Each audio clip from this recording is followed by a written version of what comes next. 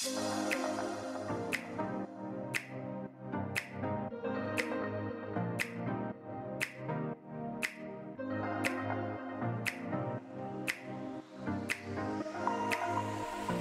to the Feel Your Best Formula podcast. Are you over 40 and tired of struggling with your weight, dieting, and constantly feeling like you're starting over with nutrition and fitness? Do you wish you had more energy? Do you want to lose weight and finally keep it off for good? I'm Lil, a certified nutrition coach and former registered nurse. I too have been there, and at the age of 44, I decided I was done with fad diets and chasing a lower number on the scale. I was so tired of constantly starting over and wondering why I couldn't get lasting results.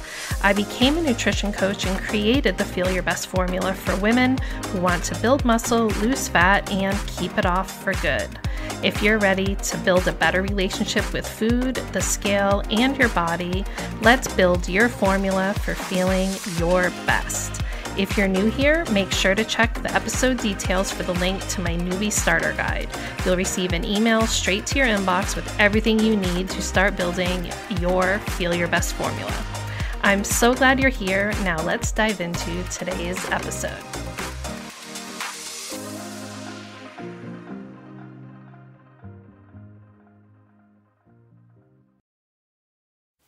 Hi, welcome to episode 15 of the Feel Your Best Formula podcast. I'm Lil, and today we're going to talk about a topic that I think almost every single one of us can relate to, and that is being stuck. You want to get unstuck, you feel like you've been in a slump, and you know you want to make change. In your head, you're like, I should be doing this. I should be doing that. Why is it so hard for me to start working out? Why am I constantly reaching for the chips and the ice cream? And why am I not eating a big salad? Like, I know what I need to do, but I'm just really having a hard time just taking that first step. And I know that if you're listening to this, most likely you have a really busy life and you're just trying to fit in those healthy habits as best you can. And sometimes what happens in life is maybe we're on a really great streak. We are feeling really good about, our workouts and the way that we're eating. Our emotional and mental health is going really well. But what happens? Life happens, things happen, traumatic events happen. At the age that I am, definitely a lot of my friends on, sadly, a regular basis is our parents are starting to pass away. We just lost my father-in-law in the fall, and that whole process was very traumatic because it isn't always just the death of a loved one, but everything that happens leading up to that time, especially if someone is experiencing a prolonged illness or disease. And it's just really traumatic trying to balance everything that we have on our plates and juggle all these things that can happen to us. I also have friends that have gone through divorce and, children leaving the empty nest. There's just so many ways that we can go from being in a really nice routine and groove and feeling really great about things. And sometimes life just hits you with a big whammy and you kind of go on this downward spiral and you just kind of get into that survival mode and you feel stuck. You start seeing the light. You start feeling like, okay, I know I want to get out of this space. That fight or flight response is kind of over and you're assessing, how do I put that one foot in front of another? And that's what this podcast is about. Today's episode, we are going to talk about how to take that first step, and it's going to be different for every single one of you. But I think it's also a good reminder that changing your habits can literally save your life. Continuing on the road with habits that are going to cause you to gain excess body fat, to live a sedentary life, not give your heart that cardiovascular health that you need, to lose muscle strength, can all lead you down a road that you do not want to be. So taking that first step, moving in the right direction, can have such a profound effect on the length of your life, the quality of your life, and how you enjoy living each and every day. I also have some related episodes that you might want to check out if you haven't listened to them already, where you can go a little deeper into some of the topics that we're going to talk about on this episode. But you can go a little deeper with episode 11, talking about self-accountability. And that's, after you take that first step, then you want to think about, how am I going to hold myself accountable for the long term? And that episode will really help you with that. Also, episode 13, where I talk about adding in, not restricting, and how using that shift can really make a huge difference. Episode 2, where I just share 10 rules for a healthy and productive life. If you don't even know where to start, that just might be a fun way to think about, hey, maybe one of these 10 things is something that I could get started with. And episode 9, creating consistency with 4 essential routines. Please listen to that episode. It could be life-changing for you. So episode 11, episode 13, episode 2, and episode 9, and I'll make sure to list these out in the show details so that you don't have to remember that or write it down. Okay, now, a slump in our healthy habits, like I said, there could be so many major causes. Myself, I was actually in a slump for over a year, and I was still working out. I was still eating, quote unquote, healthy and mindfully, but I was in a slump in terms of being excited about what I was doing. I was not super excited about my workouts or really working towards any goals. I was kind of in a holding pattern, and that was totally fine for the season that I was in, for all the other things that we had going on in our lives. And I honestly am thankful that I was still working out and eating well, because that had just become kind of default mode for me. The foods that I buy at the grocery store, just that it's a no-brainer for me to get up and go down into my basement and do a workout. I do it the same way that I brush my teeth. It just feels unnatural at this point for me not to, but I just wasn't happy about it, I guess is what I could say. I was just going through the motions. And I've definitely been there in my life. So anything I'm talking about here, this is me talking to myself, talking to my past self. I have been there. I've been in slumps where I didn't work out for months or months and months. Just recently when I broke my ankle, that I wasn't able to work out for 2 months. And it was just, really, really hard, because for me, it's a big part of my mental health and my day-to-day routine. And I was really eager to get back into a routine. And I will say it's been even more exciting after being, unable to do it for so long, unable to do workouts. It's been really exciting to get back into those healthy habits. And sometimes the excitement of just starting something new can be a great way to catapult you out of your slump. But thinking about the many reasons that you could end up in the slump, maybe you're just feeling really stuck. It doesn't feel good. It's a crappy feeling. And I wanted to share this little story with you, a quote that someone very special shared with me last week. And this is someone who was in a really hard spot. About a year ago, they were struggling with depression, anxiety. It had been a long time since they had really been active.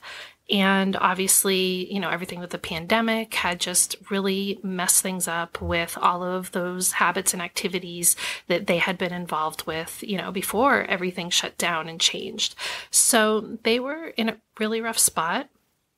And even though everyone around them had been saying, why don't you do this? Why don't you do that? They could tell that they weren't in a good spot. It wasn't until they saw this quote that everything changed. And the quote is, and it's so good, so I really hope that you hear this, but it made everything click for them. It said, "He who conquers himself is the mightiest warrior." And this is credited to Confucius. And something about seeing that just changed everything. The next day, they did their first workout, and it was so hard. They couldn't finish it. They almost threw up, and there may have been some tears shed. But that quote stuck, and day after day they came back to their workouts, and it took about 3 months to really start seeing the changes. But that was almost a year ago, and now they are literally in the best shape of their life. They've lost a ton of body fat, gained muscle, and overall have just made so many positive changes. So in this particular case, it was just seeing that quote and also being in a place where they were open to receive that message and interpret that message as, this is speaking to me. This is what I need to hear. And I know it's going to be hard, but I'm going to do this. And that quote just really propelled them to turn things around. So I wanted to start off the episode with that story of how simple it really can be to pull yourself out of a slump.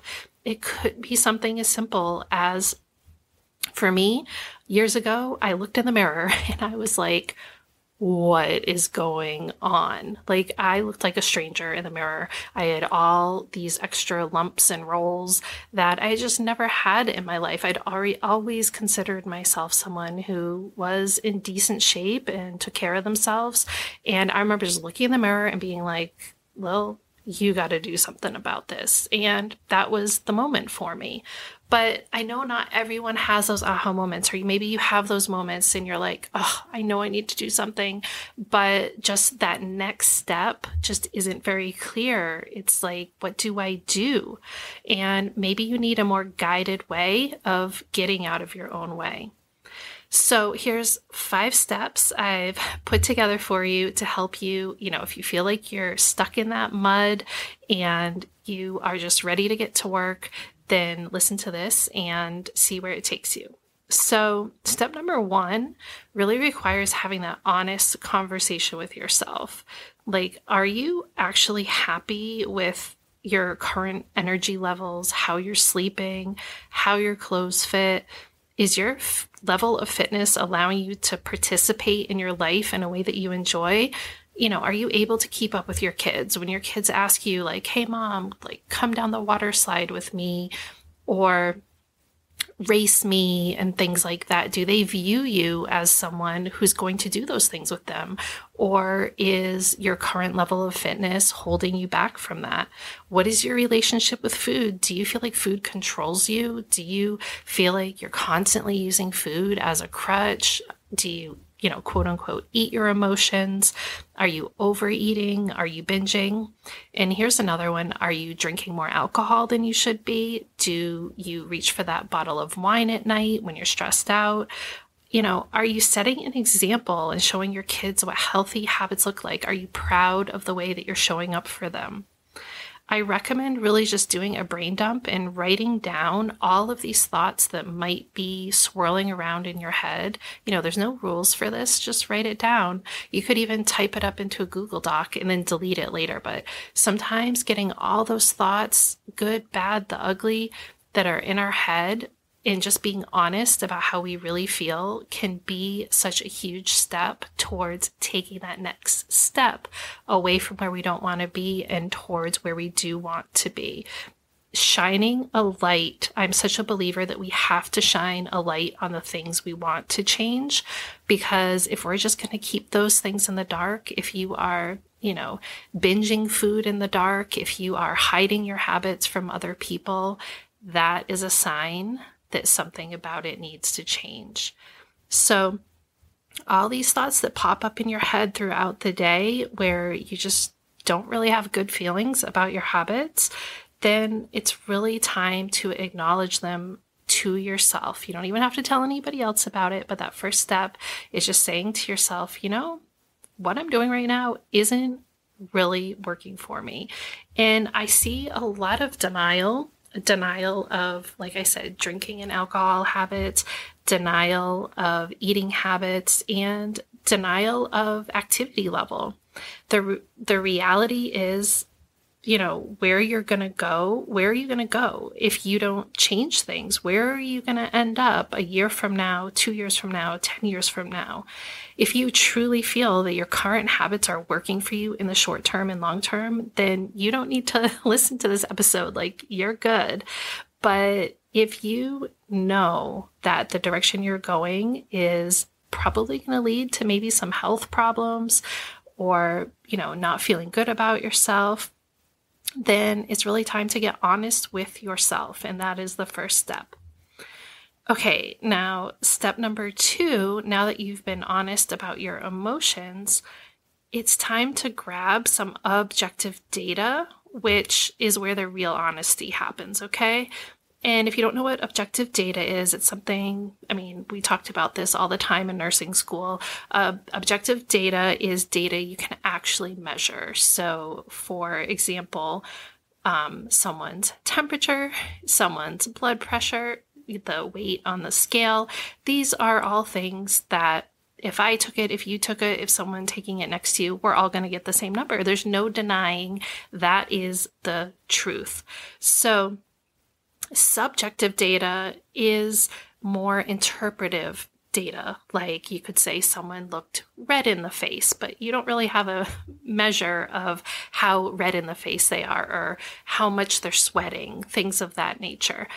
And for our healthy habits, subjective data could look like, oh, I eat healthy, or I live an active daily life. And that's just you subjectively feeling like, oh, I eat good. Oh, I definitely am like a very active person. But in order to confirm that, you could use objective data, such as tracking your food. Now you're saying, oh yeah, I eat really healthy. But if you actually tracked your food and tracked, number 1, how many calories per day are you eating? How much protein are you eating? How much fiber are you eating? How many carbs are you eating? How much fat are you eating? Now, you saying, oh yeah, I eat really healthy, having that objective data where you're actually seeing that maybe you're eating, not enough calories or excessive amounts of calories or way too much fat and not enough protein. If you're faced with those facts, it's really going to help you see where you can then maybe make some changes. When it comes to your activity level, I think that that's a big one where people think they live a really active life, but I'll tell you, I didn't realize that I was not as active as I thought until I got an Apple Watch, and I really wasn't getting as many steps in as I thought I was, and I actively started going on longer walks. I actively started looking for those moments in the day where I could take more steps, where I could get more movement in. And it really creates a level of awareness that you just cannot have until you measure things. And another anecdote here, a story for you is, I was out to lunch with a friend a couple weeks ago, and she was talking about, like most women, our conversations do tend to shift towards talking about weight, health, all of those things. And she was saying she's really struggling with her weight. She'd been in a great space for over a year, and then things just had kind of fallen apart for whatever reason, and she herself was in a slump. And one thing in particular that she mentioned is how much she enjoys having a drink, and especially having drinks when she goes out with friends. And at first she kind of glossed over this and kind of glossed over the amount that she had been drinking. But then after our conversation, I guess she'd thought about it. And then later that night, she texted me. She said, I said I only had a couple drinks, but in reality, they were oversized drinks. They were 9-ounce pours of wine. And she just realized that she drank a lot more than she had thought, because we were really just trying to piece together, she's like, I keep gaining this weight. I don't know what's going on. It's so hard to take off. And I'm really restricting the food that I'm eating. And she was really just trying to piece together, like, why is this happening? And she just realized, she's probably consuming a lot more calories with her alcohol consumption than she'd really given it credit for. And it was just this honest moment with herself to see how that decision to have that amount of wine each night was having this ripple effect and why she was getting the results she was having. So it really just made her start thinking, what do I need to change? Am I willing to give it up or cut back? What results do I really want? And what do I need to do to get there? You can see the same type of denial and glossing over when it comes to snacking, or maybe you're like me when I worked in an office and there was this big jar of M&Ms. I love peanut M&Ms, and there's this huge jar of it, and I would like grab a handful every time I walked by. I was honestly probably eating 300, 400, 500 extra calories a day just with these M&Ms, but it's like I conveniently would ignore that this was, a big source of calories in my life. I wouldn't want to count it, and I would be like, oh, but I'm eating so healthy. As I said, the activity level, the foods, the drinks, all of those things, there are ways to measure them objectively, meaning it's not your opinion, it is simply a fact.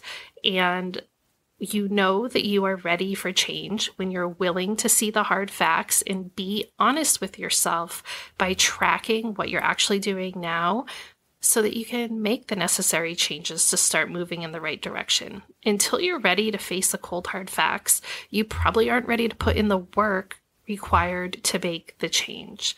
If you're going to get out of your slump, you've got to stop avoiding and denying these facts. I know it's uncomfortable, but change requires honesty and discomfort. It's uncomfortable to change. That's just the reality of it. You're doing what you're doing right now because it is the more comfortable choice for you. So the first step is to get uncomfortable and to get honest about where you actually are right now.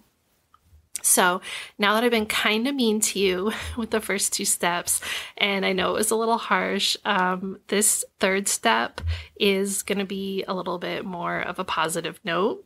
Once you've done that hard work of being honest, let's take a look and get honest about what is working for you right now. Like, nobody is saying you have to completely change your life.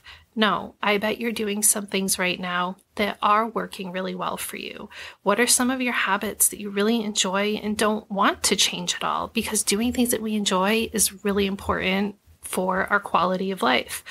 So I think sometimes we feel like we need to start totally from scratch, and we have this idea of what are good and bad habits instead of realizing everything is just about choices and creating a balance where you make room for the things that are really important for you.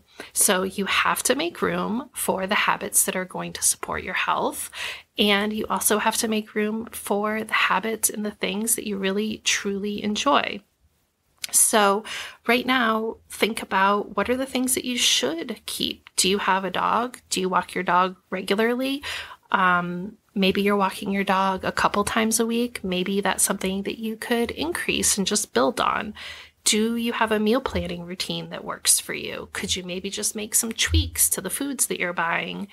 Jot down the habits and routines that you have in place already and just make note of what is working for you. Start with how you start your day. How are you starting your day each day? Are there some little tweaks that you could make? Are there some things? Do you really enjoy your cup of coffee every morning, or maybe listening to some music, what have you? What are the things that really make you happy? Those small moment to moment things that you do that you want to keep around. And recognizing what is working for you can really make it a lot less overwhelming, and it can make this new changes that you're making more approachable because you're realizing like, hey, I don't have to totally start from scratch. Let me keep these things that are working or just make some minor tweaks and go from there. Okay, number 4, this is a really important one. Oftentimes we stay stuck because we think we know what we need to do and we've done it in the past and it hasn't really worked for us and we're not looking forward to it. So, for example, if you're thinking to yourself, the only way for me to get back on track is I got to eat 1,200 calories a day, no sugar, no carbs, blah, blah, blah. You know the drill. Think of every fad diet out there. If you're thinking of some iteration of that is what you need to do to get back on track, that is not something to look forward to. Absolutely not. I have been on those diets eating, 1,300, 1,400 calories a day. And the thought of doing that, no, thank you. I am never going back to that. So if you are sitting there thinking how horrible it's going to be to live healthy, then you are not going to want to do it. So let's take a moment and switch gears and think, could you change your approach? One thing that comes to mind is so often we're always focusing on weight loss. Now, if your current weight is causing detrimental health and wellness issues, if you have high blood pressure, if you are borderline diabetic, if you have high cholesterol, you got to get those things under control, and you absolutely need to take the advice of your physician, and weight loss may indeed be the first step to getting you towards your health goals. But if you've constantly been chasing 5, 10, 15, maybe 20 pounds every single time that you go on a diet, then maybe it's time to shift your focus. And for me, that has meant stopping worrying about the scale weight. And instead, I'm focused on building strength. And let me tell you, it is way more exciting to watch myself grow in strength and go from, lifting 5 pounds for bicep curls to up to 15 pounds where I am now.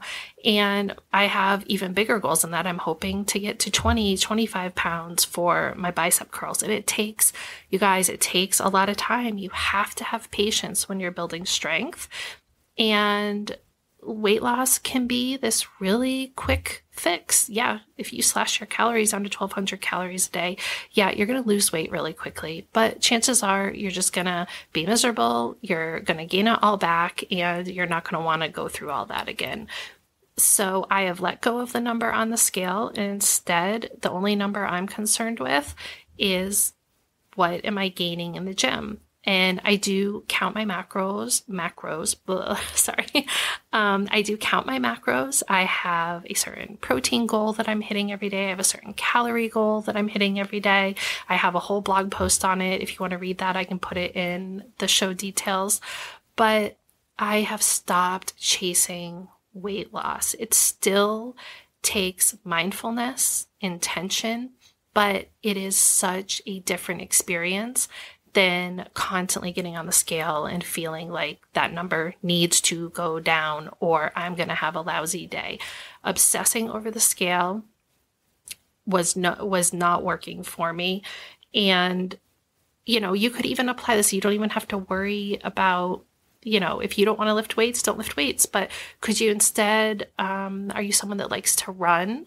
Would you maybe want to focus on those endurance goals and getting running a marathon or something like that, but just moving that constant focus away from the scale, because for me, it was just this constant cycle: lose the weight, get sick of doing what I was doing, gain the weight back, feel crappy, get back on things, lose the weight, just vicious cycle after vicious cycle. And I have to say, eating in what's known as maintenance calories, meaning I eat enough calories that support the current weight that my body is at, and I'm building muscle at the same time. It is so enjoyable. I get to eat so much food. My body composition is changing, and it's just this much more enjoyable way of living day to day. So, like I said, if you are not pursuing different habits, pursuing healthier habits, because in your mind, you're just thinking how miserable it's going to be and that you're going to have to cut out all the foods that you don't like and things like that. It's time for a different approach. Choose a way of eating that's going to include the foods that you enjoy. Maybe if you do need to lose weight, maybe have a slower approach to it. Rather than slashing those calories to 1,200 calories, maybe you could eat 1,800 calories a day. Again, these are all calculations that can be done by a nutrition coach, registered dietitian. I don't suggest following any fad diets. I've said that on here multiple times, but start chasing new goals, exciting goals that have more meaning to your long-term health, like being strong, like being more flexible, having more endurance. All of those things have such an impact on your overall long-term health. And the thing is, when you start focusing on those goals, Naturally, fat loss is going to happen too, as long as you're eating in a way that supports those goals, that it can be such a pleasant and enjoyable experience. Okay, now that I have talked your ear off on that, number 4, it's time to move on to number 5. And I cannot stress this one enough. Start small. I've seen it too many times to count. As an online fitness coach, I would see this over and over and over. Someone decides they need to lose a ton of weight. They're like, I need to lose 10 pounds, 15 pounds, 20 pounds, 50 pounds. They throw out all the food in their house. I mean, you might be listening to this and been like, yes, I've been that person. They throw out all the Oreos. They throw out all the chips. They throw out all the bread, and they go to the store and they stock up on quote unquote clean foods, which honestly is a completely bogus term anyway. But, they go and they get all the veggies, the whole grains, like the whole 9 yards. They decide they're going to start waking up at 4:30 a.m. and doing this like intense workout, meal prepping. They're going to slash their calories. They're not going to have a bite of chips or cake or anything. They are just going to completely change their lives. Well, guys, this does not work. Not once have I ever seen anyone who took this approach be effective in long-term habits. This behavior may work for a very short term, but it gets old. It is unsustainable. And this is why I recommend starting small and building your habits over time. I personally know that this is how I've built the habits that stick for me. You have to find what works for you. And sometimes that requires trying something, seeing, what, this doesn't work for me. Let me tweak the approach a little bit, and having the patience to really figure that out. And I know we live in a society that wants a quick fix, that we want to snap our fingers right now and just get that goal that we think that we have in our mind, and we want those immediate results. And those long-term goals can take 6 months, a year, 2 years, 5 years to really create this holistic way of living that really and truly works for you. I feel that I really was working on it for a good 10 years, and it's only been the past year to 18 months that I've really explored and really figured out what truly works for me. And it hasn't been because I followed someone else's one-size-fits-all. Instead, I've educated myself. I've tried new things. I've been open to learning new things. I make sure that I'm following only evidence-based, science-based information, and everything has changed for me. And if you follow me on social media, or, you've followed my blog or whatever, you've probably seen this evolution. And I truly believe that if we all approached it this way, with an evolutionary approach and not a snap your fingers approach, that we would all have more long-term success, because it's scary out there. The latest statistic, 70% of Americans are overweight. And I believe, is it 30 or 33% of those who are overweight are in the obesity category. And that's really scary to me as a nurse, knowing how our healthcare system works, knowing how difficult it's going to be for our entire society if we have 70% of our population that is moving towards not the ideal wellness. Then this is going to have major repercussions. And I also know that I want my children to have a healthy, long, fulfilling life. And I want them to live in a society that supports that. So kind of getting on my soapbox here, but I feel so strongly about this. And I feel that there's so many systems right now that are just not supporting this idea of the habits that truly lead to long-term health. And the fitness industry, the weight loss industry is still just trying to get people to get roped into these fad diets that don't really get you anywhere. And often you just end up right back where you started, or even in a spot that is worse than where you started. So when you start small, you build better habits and you'll notice that certain things just become second nature because they are enjoyable and they move you in the direction that you want to go. So let me review one more time with our 5 steps. And number 1 is having that honest conversation with yourself and your emotions and how you really feel about where you are right now. And then number 2 is getting honest with that objective data. Be willing to track your steps, be willing to track your food, be willing to really look at the data that tells you, how much are you really drinking? How much are you really moving your body? Go to your doctor and please get your blood work, get your blood pressure checked. All of those things that are just the cold hard facts that are going to, give you some indication of where your health is. Number 3 is look at what is working for you and decide to keep those habits, or maybe you just want to tweak them a little bit. Number 4, let go of old goals like chasing weight loss, or if you've done things in the past that you're just not looking forward to getting back to, then look for a new approach. And number 5 is to start small.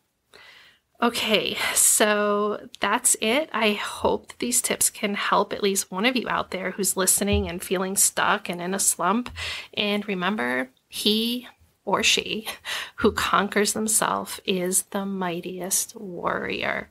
When you're ready for change, you will be open to all of those messages and opportunities to create that change you desire. My biggest hope for you is that you'll listen to this podcast episode. Maybe you'll listen to some of the other episodes that I recommended, and you'll start taking action. All right, guys, that's it for now. And I will see you next week on the Feel Your Best Formula podcast. Thank you so much for tuning into today's episode of the Feel Your Best Formula podcast. If you haven't already, make sure to check the episode details for my new listener starter guide, and any additional resources mentioned in the episode can also be found in the show notes on my website.